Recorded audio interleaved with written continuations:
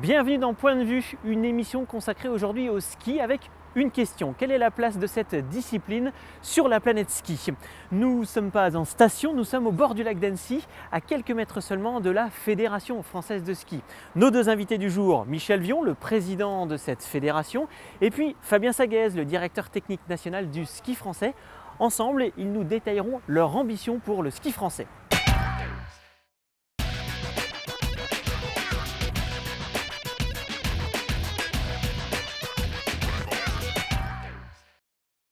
Le ski français et son ambition mondiale. Alors nous sommes aujourd'hui au sein des locaux de la Fédération française de ski et notre invité n'est autre que le président de cette fédération, la FFS, Michel Vion, bonjour. Bonjour. Alors merci de nous accueillir dans vos locaux avec je ne sais pas combien de cadres autour de nous et sur les murs des couloirs et des bureaux, mais il y a quoi, 200, 300 cadres de tous les athlètes, de tous les champions? C'est tous les champions, tous les médaillés olympiques ou médaillés au championnat du monde, toutes disciplines.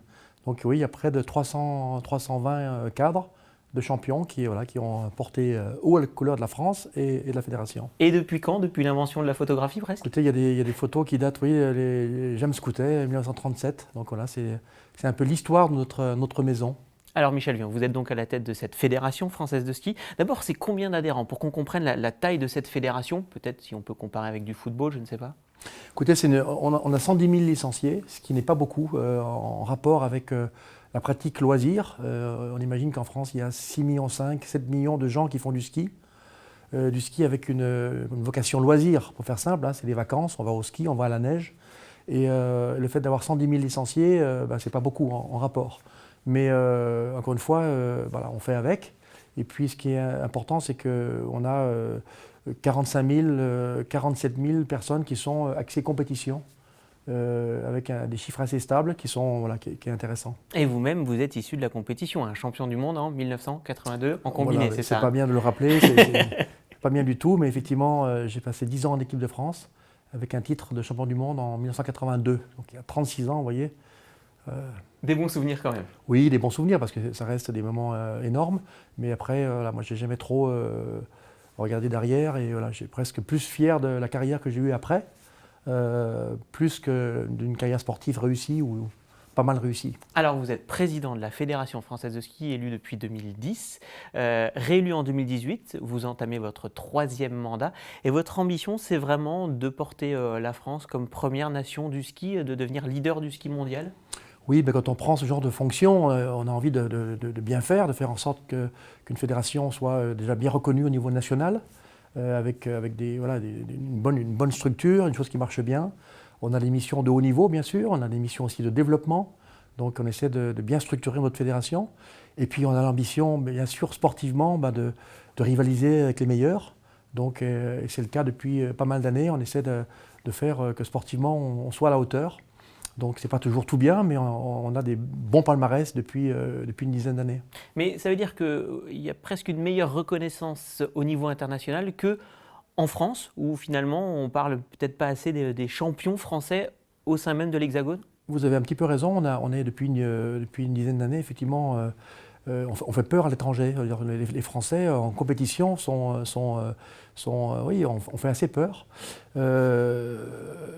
Et après, on est un sport régional, on est un sport saisonnier, donc ce n'est pas les meilleurs atouts pour pouvoir être médiatisé toute l'année. Donc quand c'est notre tour, à savoir du 15 décembre au 15 février, les 2 mois là où il y a un peu moins de foot, un peu moins de rugby, un peu moins de Formule 1 ou de vélo, eh bien quand c'est notre tour, là on doit être bon. D'où le fait qu'on met l'accent sur les athlètes, sur le haut niveau. Et la meilleure image qu'on peut avoir, c'est quand nos athlètes performent et gagnent des médailles. C'est vrai que, très concrètement, vous manquez un peu de médiatisation et simplement de retransmission en direct d'étapes de Coupe du Monde, y compris des Françaises. Oui, ceci dit, oui, on manque toujours, tout le monde se plaint, on n'est pas assez diffusé, mais je prends l'exemple d'autres fédérations qui sont aussi, je ne parle pas des majeures, je ne parle pas des fédérations professionnelles, avec des sports professionnels, mais est-ce qu'on voit beaucoup de basket à la télévision, ou de handball, ou de volleyball par exemple, ou de canoë-kayak? Donc finalement, on n'est pas si mal servi que ça. On a les mondiaux de ski alpin qui sont régulièrement retransmis avec des bons horaires, mais on est un peu frustré d'avoir des épreuves de Coupe du Monde sur notre territoire, à Chamonix, à Val d'Isère, à Courchevel, à Méribel, et de ne pas pouvoir avoir un peu de diffusion. Et eh bien, c'est un combat qu'on mène encore, que j'ai commencé il y a déjà pas mal d'années, pour faire en sorte qu'on essaie d'avoir un peu de diffusion sur des événements Coupe du Monde sur le territoire alpin. C'est une question de goût du public français ou c'est une question d'argent? Non, je pense que ce n'est pas l'argent. Les droits de télévision par rapport au ski ne sont pas énormes. C'est un problème de créneau de diffusion. En clair, les chaînes nationales nous disent clairement on a du mal à trouver le créneau parce qu'on est à des horaires un peu particuliers. C'est ou le matin à 10h du matin, où il n'y a pas grand monde qui regarde, ou c'est à midi et demi, 13h, en plein pendant les journaux locaux ou nationaux, journaux télévisés. Donc c'est un peu compliqué, effectivement. Par ailleurs, on est très bien suivi avec Eurosport. Donc Eurosport, il faut l'avoir, il faut être abonné, bien sûr. Mais quand même, l'un dans l'autre, on n'est pas si mal suivi que ça. Alors les liens peut-être de la Fédération française de ski avec tout ce qui est instance française, tout d'abord le ministère des Sports, vous avez des liens de proximité alors que vous n'êtes pas à Paris, vous êtes à Annecy, au bord du lac d'Annecy. Oui, on a fait le choix effectivement de pas que le siège de la fédération ne soit pas à Paris. On est une des rares fédérations à être comme ça, être à proximité des champs de neige. Et pour le coup, c'est moi qui me déplace régulièrement. Je suis à Paris toutes les semaines quasiment maintenant, mais c'est simplement pour dire que oui, on entretient des bonnes relations. Parce qu'on est, un des sports les plus soutenus, les plus aidés en termes de financement par le ministère des Sports. Mais on est aussi un des sports qui rapporte le plus en termes de médailles. Quand on revient de Sochi il y a 4 ans avec 15 médailles olympiques, 14 cette année à l'issue de Pyeongchang, eh bien logiquement c'est pas neutre. On couvre 7 disciplines olympiques. Donc voilà, il y a aussi un intérêt pour le ministère des Sports à ce qu'on marche bien. Mais on a, je crois, une bonne reconnaissance parce qu'on est structuré, on est bien organisé, on n'est pas trop show-off, comme on dit. Et puis voilà, on a des gens responsables, un couple DTN président qui marche bien, même montre un exemple souvent. Et à la fin, on a une fédé qui marche bien. Donc c'est bien reconnu. Alors Michel Vion, tout va bien en fait, il n'y a pas besoin de plus. Tout va pas toujours très bien. Non, on va bien et ça fonctionne bien, on a des bons résultats. On préférait avoir un peu plus d'adhérents et de licenciés. Et on a un plan de développement qu'on essaie de mettre en place, mais qui n'est pas facile parce que la mode n'est pas à se licencier dans une fédération. La mode est à l'ubérisation, que chacun fait son sport dans son coin, en famille ou à titre personnel. Et donc on a un peu de mal à faire en sorte que nos adhérents soient fidèles. Mais et on est toujours un peu à la course, entre guillemets, à la course au financement, dans la mesure où le ski coûte cher à organiser, le ski de compétition, j'entends. Et puis on a des équipes à travers le monde, on a les alpins qui sont au Japon, pendant que les fondeurs sont au Canada, et pendant que les biathlètes sont en Suède. Donc c'est toujours un peu la course au financement. Depuis une dizaine d'années, on a des finances qui sont saines, qui sont équilibrées.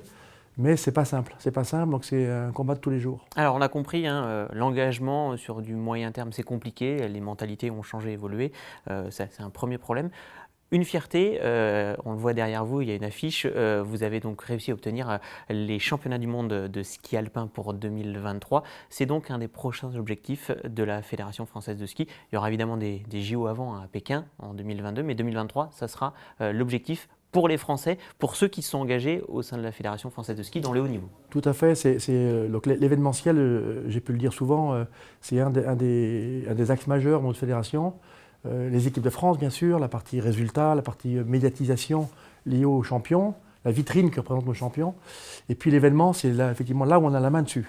On n'a pas la maîtrise du terrain de jeu. Le terrain de jeu, il appartient au domaine skiable de France. Pour remonter les gens en haut des pistes, c'est pas nous. On n'a pas l'enseignement. L'enseignement, c'est les écoles de ski français, nos partenaires. Mais effectivement, l'événementiel, là pour le coup, c'est nous. Donc une grande fierté d'avoir réussi à décrocher ces mondiaux en 2023. Pour Courchevel et Méribel. Pour Courchevel et Méribel. Ça va être forcément catalyseur, je le dis souvent, catalyseur en termes sportifs, c'est une évidence. Mais en termes médiatiques, c'est aussi le cas, ça sera aussi le cas. Et en termes économiques, je suis persuadé qu'il y a des liens aussi qui seront faits. Donc une grande fierté de pouvoir accueillir ces mondiaux à Courchevel et Méribel en 2023. C'est forcément l'objectif, le fil rouge qui va être le nôtre pendant les 5 prochaines années. Et alors, pour comprendre, en France, on a suffisamment de sites qui sont susceptibles d'accueillir des grands événements. Je parle dans le ski, hein. On a Courchevel-Méribel, on a Val d'Isère, peut-être Chamonix et encore. Oui, c'était les 3 sites qui avaient été présélectionnés pour le choix qui a été fait par la fédération, qu'on a assumé nous-mêmes, sur le fait que voilà, pour avoir une chance de gagner ces mondiaux, quel était le meilleur site? À la fin, on a choisi Courchevel-Méribel, mais Val d'Isère, Chamonix sont aussi des sites qui auraient très bien pu accueillir ces mondiaux. Val d'Isère a accueilli déjà en 2009, donc c'était pas une surprise. Mais donc, pourquoi il y a plus de possibilités en Autriche, par exemple? Il n'y en a pas beaucoup plus. Les sites qui ont l'expérience, le savoir-faire et la capacité d'accueil, il n'y en a pas beaucoup plus non plus. Ils ont 4-5 gros sites un peu comme nous, hein, des grandes stations comme Kitzbühel, Saint-Anton, mais à la fin, ils n'ont pas beaucoup plus de possibilités pour accueillir les mondiaux. Une Coupe du Monde, c'est une chose, mais les mondiaux, c'est puissance 10. En termes d'accueil, c'est 250 000 personnes à accueillir en 10 jours. Donc c'est en termes d'hôtellerie, en termes de transport, en termes d'organisation, d'infrastructure, c'est énorme. Et nous d'ailleurs, la preuve, c'est que Courchevel tout seul, même Courchevel tout seul, n'aurait pas pu accueillir les mondiaux tout seul. Ni Méribel d'ailleurs. Et c'est bien l'association des deux qui fait qu'on pourra accueillir le monde du ski en 23 dans de bonnes conditions. Alors on a parlé de 2023, les enjeux d'avenir sur lesquels vous travaillez sur ce 3e mandat qui va vous conduire jusqu'en 2022, les enjeux pour vous à la Fédération française de ski, c'est quoi? C'est plus de licenciés, c'est de meilleurs résultats? Qu'est-ce qui va faire que demain la France sera la première nation mondiale du ski? On a toujours les deux mêmes piliers, les deux mêmes colonnes qu'on a, c'est le haut niveau, donc l'accès au haut niveau, comment on organise notre filière, comment on organise nos clubs à vocation sportive pour qu'on ait des champions demain qui viennent. Avec des programmes les champions attirent les champions. Des programmes juniors, les champions attirent les champions, mais il faut bien gérer les équipes nationales qui, elles, font les compétitions tout l'hiver, et puis les jeunes qui vont prendre la place et qui vont venir bousculer un peu cette hiérarchie. Donc toute cette filière, ce n'est pas uniquement les équipes de France, c'est toute la filière du haut niveau. Ça, c'est un point. Donc là-dessus, c'est renforcer nos points forts. On sait que c'est le ski alpin qui mène un peu les médias, qui mène l'économie. Donc il faut qu'on soit meilleur encore dans le ski alpin. Et puis, deuxième pilier, c'est le licencié, la vie associative, la vie fédérale. Donc en tant qu'élu, on a l'obligation d'organiser ça au mieux et faire en sorte que notre fédération fonctionne bien à titre associatif. Donc des vraies mesures qu'on doit prendre pour aider nos clubs à attirer des licenciés, à attirer des adhérents et proposer bien sûr à ces adhérents tout ce qu'il faut. Mais concrètement, c'est quoi des vraies mesures? C'est une campagne de recrutement, de pub? C'est plus de bénévoles? C'est quoi très concrètement? Concrètement, c'est d'abord d'accueillir, pour accueillir. Qu'est-ce qu'on propose? Pour être dans un club, une personne qui habite en ville, elle a son club qui est pas loin, pourquoi j'ai intérêt à aller à un club? L'intérêt, il est très simple. On a depuis des années une vraie politique de formation de moniteurs fédéraux bénévoles qui encadrent ces licenciés. Et donc, quand on parle de service, c'est exactement ça. Vous voulez venir dans une sortie, vous habitez Lyon, vous voulez sortir au Grand Bornand ou à la Clusaz, eh bien, nous, on organise le car, les forfaits, tout est compris. Et l'encadrement est aussi compris, gratuit, intégré. Donc, on espère attirer, bien sûr, des familles qui sortent au week-end avec les enfants qui peuvent être d'un côté, les parents de l'autre. Tout ça pris en charge, tout ça organisé. Donc, un peu du tout compris. Et c'est bien avec cette attractivité qu'on pourra augmenter nos licenciés. Et c'est aussi comme ça qu'on peut augmenter le réservoir des athlètes de haut niveau. Je pense à Marie Marchand-Harvier, par exemple. Elle n'était pas d'une station à l'origine. C'est pas l'un des buts, mais effectivement, ça peut arriver. Ça peut arriver que des jeunes de clubs, de villes, viennent et voilà, on se découvrent des capacités et qu'à la fin, ils finissent équipe de France. C'est assez rare quand même. C'est assez rare quand même. C'est des populations bien différentes. Logiquement, malheureusement, où c'est comme ça, c'est bien les clubs de station qui commencent le ski très tôt avec des gamins qui skient à partir de 3 ans, qui sont nos futurs champions de demain. Michel Vion, président de la Fédération française de ski, merci à vous. On va maintenant s'intéresser exclusivement au haut niveau avec Fabien Saguez, le directeur national du ski français. Quelle est la place du ski français dans le grand cirque blanc? C'est la question que nous allons nous poser dans cette deuxième partie d'émission avec notre invité, Fabien Saguez. Bonjour. Bonjour. Vous êtes le DTN, c'est-à-dire directeur technique national du ski français. D'abord, votre mission, c'est vraiment d'encadrer et de diriger le haut niveau, tous les athlètes qui évoluent dans l'élite du ski mondial. Tout ce qu'on appelle l'ensemble de la filière sportive dans toutes les disciplines qu'on gère ici à la fédération, que ce soit du très haut niveau jusqu'à la base où on a tous les aspects de formation pour aller dans cette filière du haut niveau. Alors, vous parlez aussi bien de ski alpin, mais également de ski de fond, de biathlon, de slopestyle, de saut à ski. De saut à ski. Toutes les disciplines du ski. De pipe, de snowboard cross, de ski cross, de boss. Voilà. Alors, vous attaquez là peut-être un nouveau cycle de 4 ans. Les Jeux Olympiques de Pyeongchang en 2018 se sont terminés sur 14 médailles en ski pour le clan français. Ça veut dire que là, vous êtes déjà orienté vers Pékin 2022 et dès maintenant, ça se prépare de Pékin 2022 ? Les Jeux Olympiques, c'est quoi qu'il arrive le fil rouge tous les 4 ans. C'est l'objectif majeur dans la carrière d'un athlète, pour une fédération, pour l'ensemble d'un système. On sait que c'est à la fois une fenêtre d'exposition extraordinaire, et c'est l'événement qui génère et qui suscite chez les gens le plus grand intérêt. Donc forcément, c'est l'objectif principal. Dans la hiérarchisation des objectifs, on parle de Jeux Olympiques, on parle de Championnat du Monde et on parle de Coupe du Monde, avec l'ensemble de ces déclinaisons. Donc oui, généralement, quand on finit une Olympiade, il y a quoi qu'il arrive une période qui est une période un peu de transition dans laquelle on se pose la question du bilan, quel bilan on en fait, quel recul on a sur l'événement. Et puis ensuite, rapidement derrière, ce qu'on appelle la projection et la remise en place d'une nouvelle stratégie. Avec une nouvelle équipe ou pas.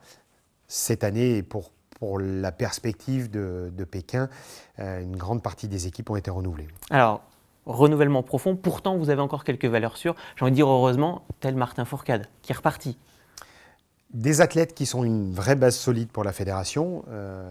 Évidemment, des athlètes tels que Martin, je pense à Martin, Alexis Pinturo ou d'autres, sont des athlètes qui vont vivre plusieurs Olympiades. Donc ça constitue le corps, la colonne vertébrale au sein de nos équipes de France pour vivre ces plusieurs Olympiades. Et puis, idem dans l'encadrement.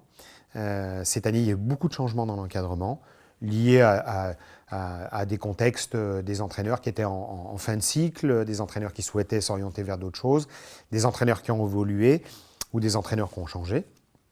Et qui fait qu'on a eu pas mal de changements, oui, effectivement, pour partir sur ce nouvel objectif de Pékin 2022. Combien de jeunes intégrés dans les équipes de France, toutes disciplines confondues, vous le savez, dans les jeunes qui montent Alors, chaque année, on a dans le corps de notre système haut niveau ce qu'on appelle les groupes jeunes juniors.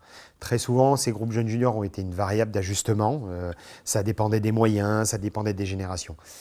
On sait que globalement, ça ne doit plus être une variable d'ajustement parce que c'est une des bases de notre formation et se garantir la pérennité de nos résultats, la densité, qui fait que aujourd'hui, on a systématiquement chaque année, en fonction des disciplines, 4, 5, 6, 7 jeunes qui rentrent dans les équipes jeunes juniors, qui constituent ces équipes, et puis ensuite qui évoluent, qui ponctuent en fait dans leur carrière l'intégration dans les groupes Coupe d'Europe, l'intégration dans les groupes Coupe du Monde, et qui fait qu'on doit garder cette densité qu'on a actuellement.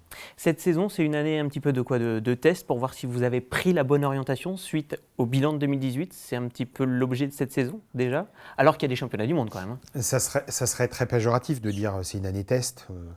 Moi, je vais vivre ma 14e saison ici au sein de la fédération en tant que DTN. Non, ce n'est pas une année test. Ça se pose toujours dans la continuité de ce qui a été fait avant. Et puis, à la fois des bras de levier ou des mécaniques qu'on utilise dans la stratégie, avec soit l'encadrement, soit les athlètes, la constitution des groupes, qui fait que, évidemment, il va y avoir des choses qu'on va observer. Est-ce que ces bras de levier ont été les bons ou pas ?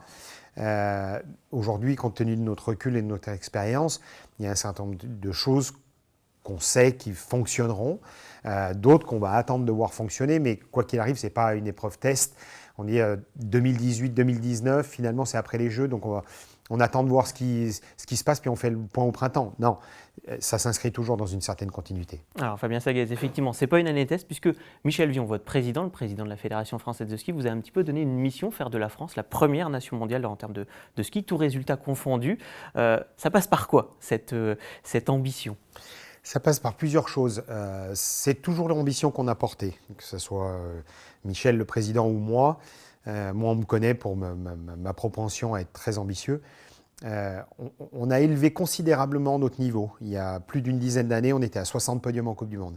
Aujourd'hui, on est à 130 podiums en Coupe du Monde, avec un nombre de victoires qui a augmenté, évidemment, et plus de médailles réalisées dans les grands championnats. Ceci étant, ça passe par plusieurs choses. L'effet générationnel, il y a des athlètes qui sont hors normes et il faut avoir des athlètes hors normes, comme c'est le cas aujourd'hui avec des Pierre Voltier, des Pinturo, des Martin Fourcade, des Maurice Magnificat. Dans certaines disciplines, on a des athlètes hors normes. Ça passe par là, donc ça veut dire qu'il faut bien les former, bien les suivre. Ça passe par les moyens. On a beau dire, parce qu'on est très français, c'est-à-dire qu'on parle beaucoup de budget, en même temps on se plaint beaucoup, ce qui n'est pas forcément notre cas, mais il faut être très clair. Aujourd'hui, comme on dit péjorativement, pour faire la maille avec les leaders mondiaux dans chaque discipline, je parle de nations. Qui sont les États-Unis ? Qui sont les États-Unis dans le freestyle snowboard, qui sont la Norvège en ski de fond, que sont l'Allemagne sur le biathlon, par exemple, que sont l'Autriche sur le ski alpin. Ces nations-là, pour faire la maille dans ces niches-là, chaque discipline étant une niche, il faut augmenter nos moyens et c'est ce qu'on va essayer de faire. On les a augmentés déjà considérablement ces dernières années. Il faut absolument que sur la projection, on fasse des choix qui soient bien en phase avec, entre guillemets, nos priorités sur les disciplines majeures pour essayer de devenir numéro 1 mondial. Mais Fabien Sagez, plus d'argent, ça ne change pas les athlètes, ça veut dire quoi ? Ça permet plus de stages, ça permet ainsi d'élever leur niveau, parce que fondamentalement, le réservoir d'athlètes, il ne va pas évoluer avec plus d'argent. Non. Par contre, avec plus de moyens, on est capable, et c'est là qu'est la clé pour moi, sur l'avenir de toutes ces disciplines, va permettre de déployer plus de moyens sur la partie formation. On parlait de ces groupes jeunes juniors, on n'en a pas parlé, mais on parle aussi des circuits et des mécaniques qu'on peut utiliser dans la formation et ce qui va baliser le parcours d'un jeune athlète et donc d'un futur champion.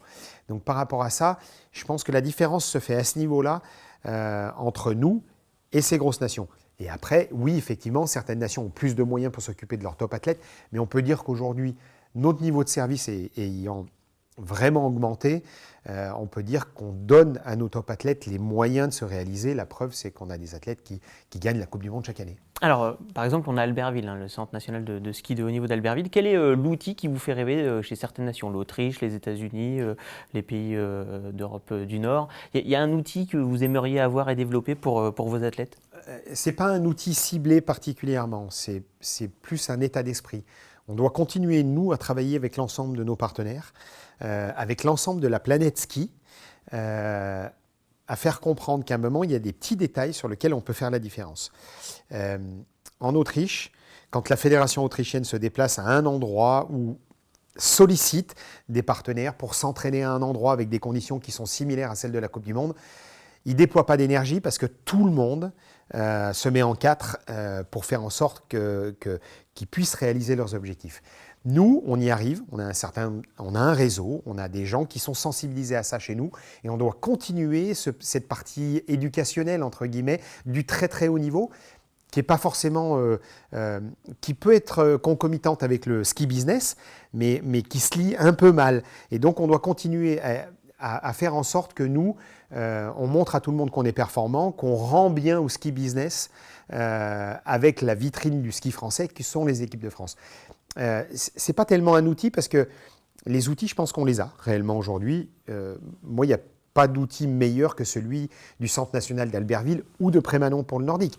Aujourd'hui, on a des outils en termes d'infrastructure et en termes de ressources humaines qui correspondent tout à fait à ce qu'on veut. Mais c'est des fois dans des petits détails comme cela, des périodes difficiles qui feraient qu'on aurait accès à certaines pistes préparées, bien préparées, fermées pour nous et qui seraient une priorité à certains moments. Ben voilà, c'est là-dessus qu'on doit continuer à travailler. Fabien Sagez, j'imagine que l'annonce du gouvernement de réduire de 1500 postes au sein du ministère des Sports, les cadres techniques dans le milieu du sport, la Fédération française de ski pourrait toucher. Ça doit vous inquiéter, j'imagine ? Il y a deux solutions. Soit on voit les choses de manière négative, et Dieu sait si l'annonce, elle est négative. Mais à la fois, il y a quoi de nouveau pour les Français ? Si ce n'est que depuis 10 ans, on nous explique qu'il va falloir qu'on réduise au niveau de l'État le train de vie. Donc, quelque part, ce n'est pas surprenant. On doit faire en sorte, et c'est pour ça que je dis qu'il y a deux points de vue, soit on le prend de manière négative, soit positive ou proactive. Nous, on doit faire en sorte de changer notre modèle structurel.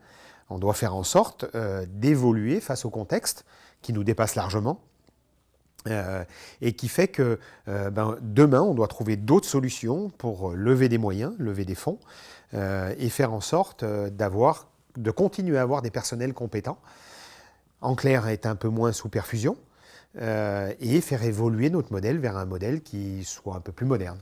Un éclairage international maintenant, on est ici au sein de la Fédération française de ski. Il y a des Français qui travaillent au sein de la Fédération internationale de ski. J'ai envie de dire, il y a des représentants, des gens, non pas qui nous défendent, mais en tout cas qui quelque part défendent les intérêts de la nation France au sein de cette Fédération internationale de ski. Nous, on a une stratégie claire depuis plus de 10 ans. Le travail avec la FIS ou l'IBU, les deux fédérations internationales avec lesquelles on travaille, c'est un point essentiel de notre stratégie. Donc par rapport à ça, on a développé des compétences. Il y a des gens qui sont très très bien formés et qui ont pris un virage à un certain moment sur lequel on les a aidés.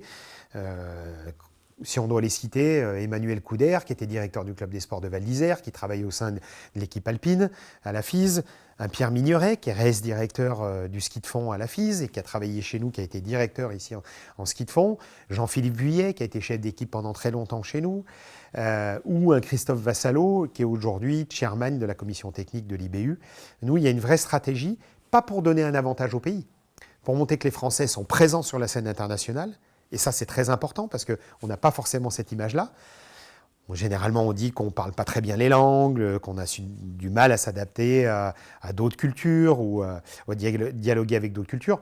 Moi, je pense que c'est l'inverse. Ce qu'on a développé ici à la Fédération, c'est justement des gens à multi-compétences et qui aujourd'hui travaillent au sein de ces fédérations internationales qui, pour nous, est très valorisant. Donc, il en faut plus peut-être demain de ces cadres techniques ? Je pense qu'on en a déjà beaucoup. Il y a pas mal. On est déjà l'une des nations les plus représentées au sein de ces fédérations internationales. Et simplement pour comprendre et conclure peut-être, est-ce que vous pouvez nous donner votre vision, vous, comment est-ce que la France est perçue dans le milieu mondial du ski ? Est-ce que c'est une nation qui monte, une nation qui reste challenger, c'est une nation dans le top ?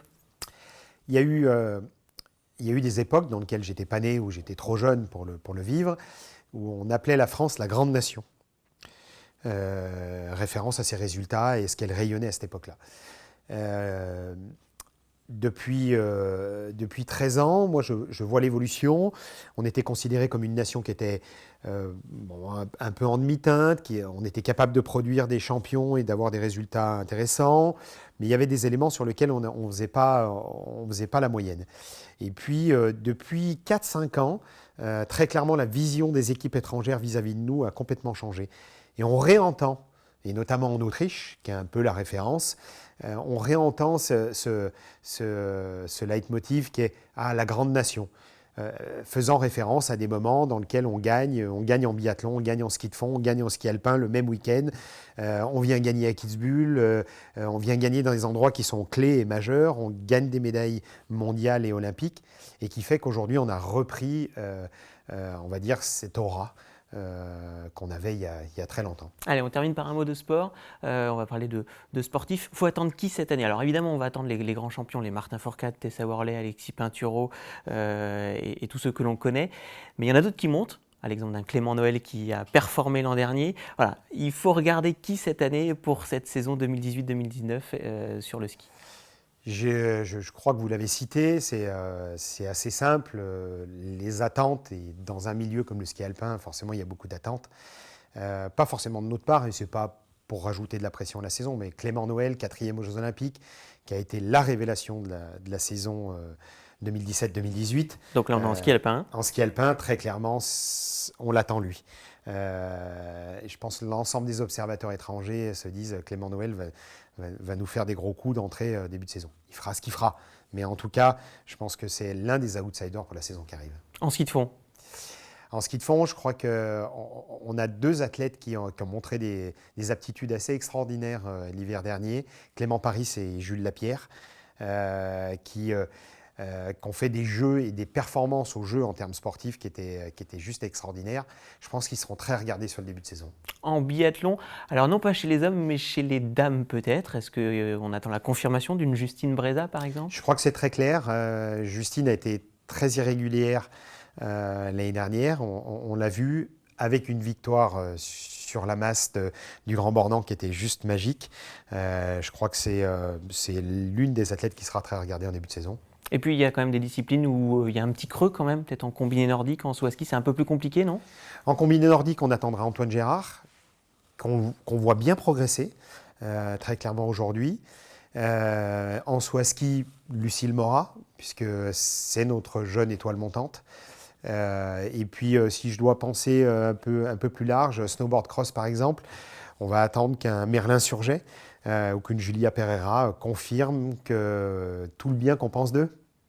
Eh bien voilà, la saison 2018-2019 en ski et snowboard est lancée. Merci à vous Fabien Saguez. On rappelle que vous êtes le directeur technique national du ski français. Merci. Merci.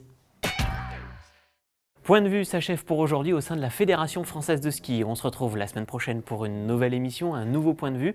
En attendant, pour voir et revoir cette émission, les replays, c'est sur www.montblanclive.com. À la semaine prochaine.